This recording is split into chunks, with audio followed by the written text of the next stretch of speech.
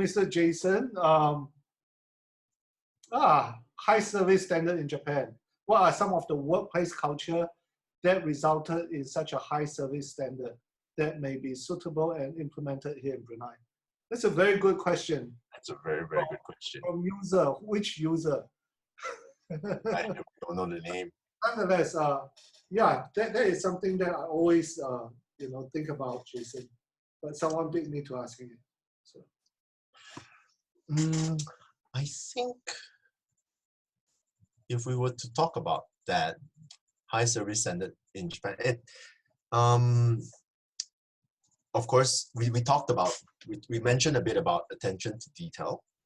Mm-hmm. And Japanese people are generally polite. Yep. They're just really polite. And you don't need to work in any hotel or the St Regis to get good service. No, it's everywhere. I mean, if you have been to Japan, you would know that basically in Japan, everybody is just really polite. Of course, there's some people who are not, but in general, the whole population itself, they were trained. I mean, when I look at my kids when they go to school now, it's just everything is so in order. But in regards to that question, I actually have it's another way to look at it, because being Southeast Asian, Singaporean, Bruneian, we are really street smart. Japanese people are more by the book, which is good in a way, because sometimes you need to have that basic going on before you actually do anything out of the box. Right. And sometimes culturally, you don't need to train on a basic because everyone starts, Exactly. I mean, it's not that they start higher or lower. It's just that they were brought up that way, and it's different in every country. Yeah, but I think if you're working in the hotel industry, I mean, there was one question in the paper which you wrote, if you shouldn't get into this industry if. I think that was a really good question, because you shouldn't go into this industry if you don't like people. I can work at the back end doing my accounts, my bookkeeping. You can, but in general, sometimes you still have to go and talk to people, because auditors will come and look at you, and you will still have to talk to the auditors. Right.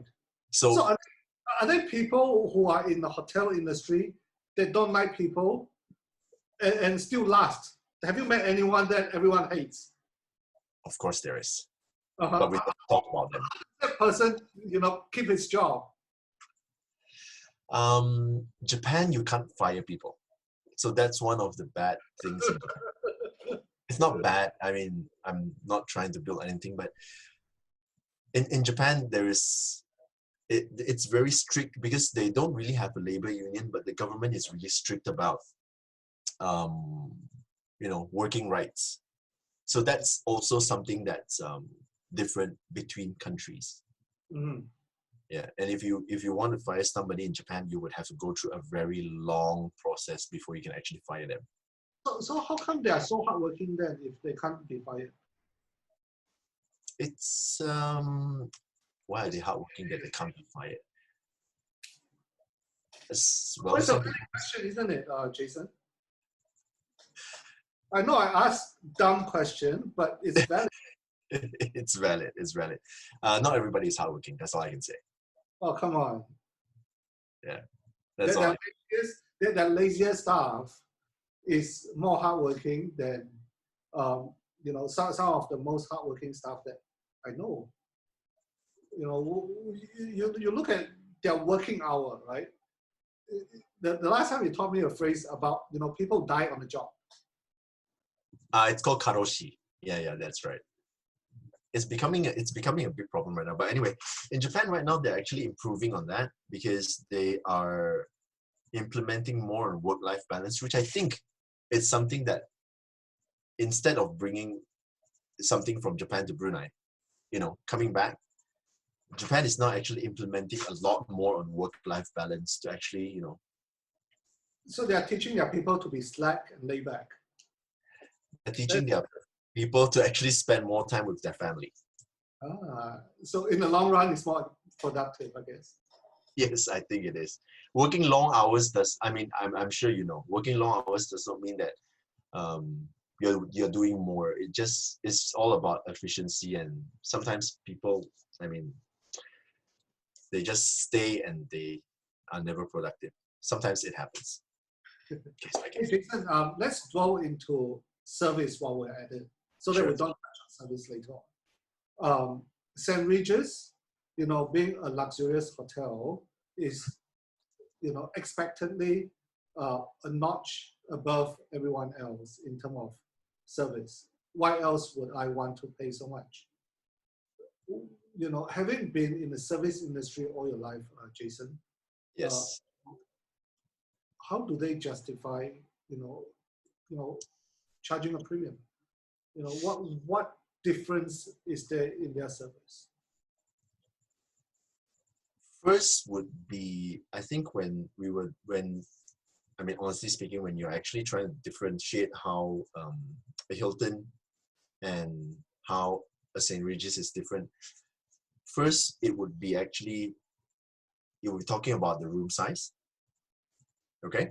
Then when it goes into more detail, it would actually be more about how the check-in process is, how smooth it was, how the staff are trained, and what other services are provided. Like for example, for the St. Regis, I mean, if we were to talk about what's so great about the St. Regis is that the St. Regis actually offers butler services for all rooms. I mean, all our guests who's staying with us.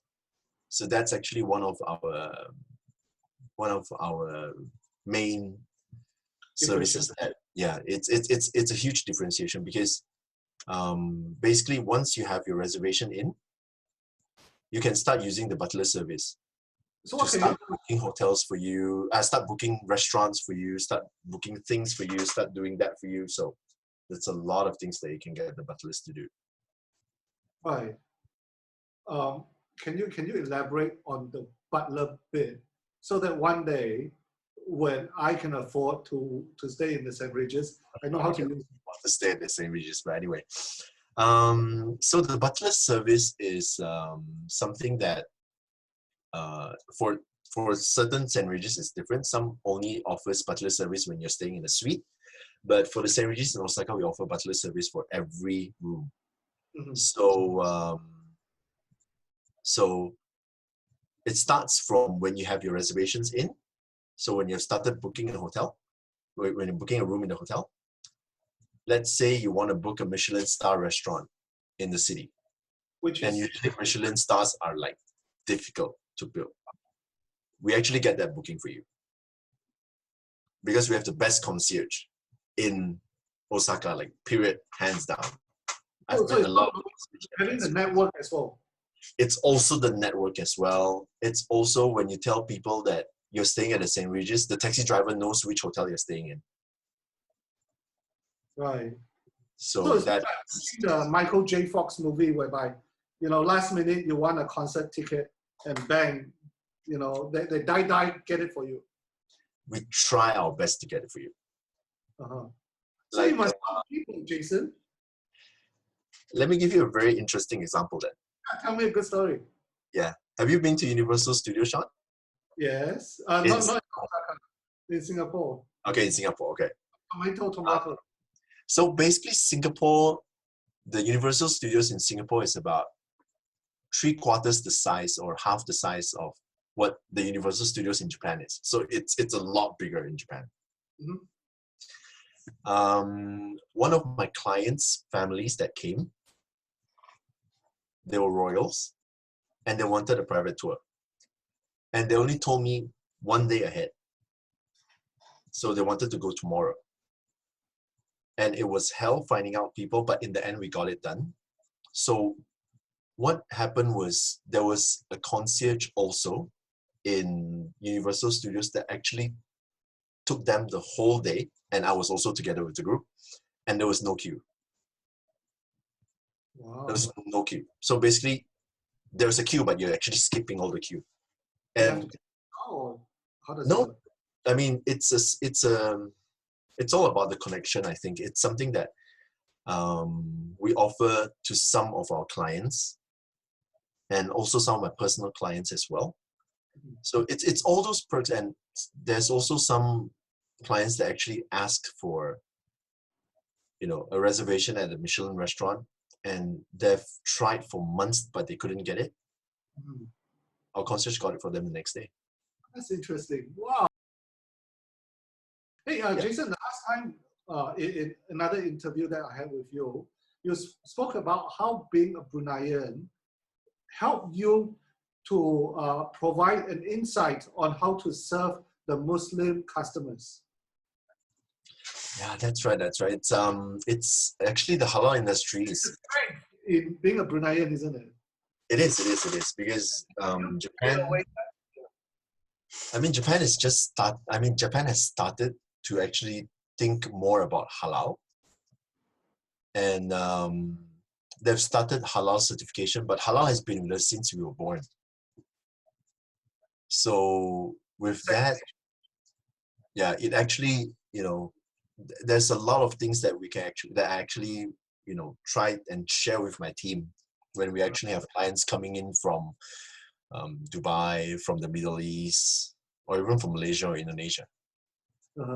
So, for example, what the prayer mat or having The prayer mats, and then because in Japan they always have a Bible or something which is a holy book in the rooms, and we make sure we take it out.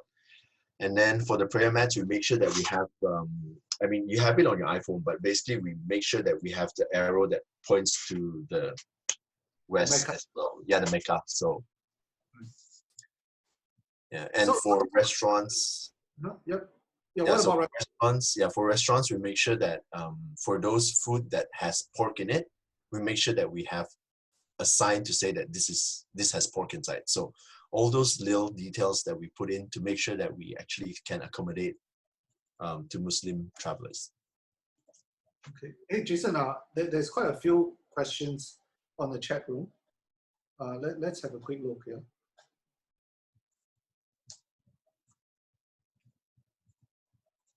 So, do you want to comment on communication skills? And then after that, there is Mr. Nasri that talk about how very hardworking you are, how committed you are. He should write a bibliography. Hey, Jason, Nasri is a really good client of mine. You want a ghostwriter? I charge you half price.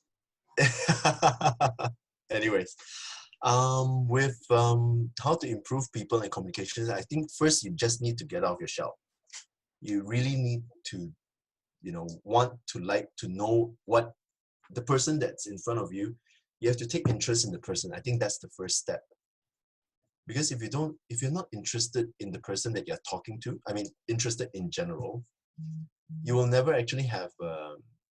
Everything else is a fluff. Yeah, exactly. Because you would never think about questions to ask the person or anything like that. You just have to be genuinely interested in people.